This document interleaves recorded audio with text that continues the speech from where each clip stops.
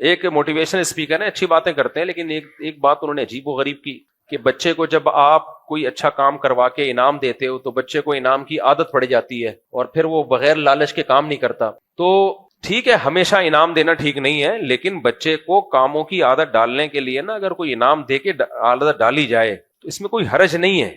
عادت پڑنے دو، بھلے لالچ میں ہی پڑ جائے، بھلے لالچ میں ہی پڑ جائے، کیونکہ جب عادت ایک دفعہ پڑ جاتی ہے نا پھر لالچ نہیں بھی ہو تو کرتا ہے آدمی کام. تو عبداللہ ابن مبارک بہت بڑے محدث گزرے ہیں، بہت بڑے بزرگ گزرے ہیں. یہ عربی کے بہت بڑے عالم تھے، عربی زبان کے، شاعری بہت جاندار، محدث، فقیہ.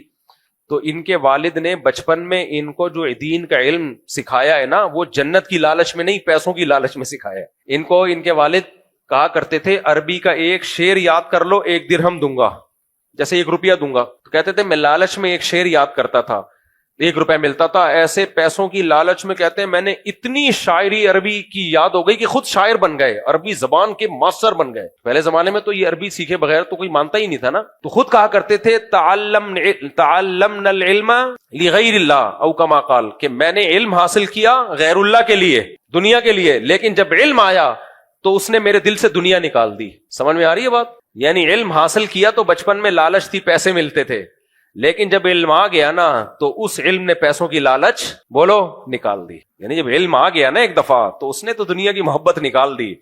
تو علم آئے گا تو پیسوں کی لالچ بچے سے خود ہی نکل جائے گی، لیکن آنے تو دو، کسی بھی طرح سے آ جائے بھائی، بھلے پیسوں کی لالچ دے کے آ جائے. بچے جنت کی لالچ میں کم آتے ہیں اور ٹافی کی لالچ میں زیادہ آتے ہیں. ان کو جنت سے سمجھاؤ گے ان کو سمجھ میں نہیں آئے گا. ان کو تو یہی ہے کہ تھوڑا بہت کچھ پیسے ویسے دے کے کسی بھی طریقے سے اچھے کام کی عادت ڈال دو ان کو. اب بہت زیادہ نہ دیا کرو، پھر گٹکے کھانا شروع کر دیتے ہیں وہ.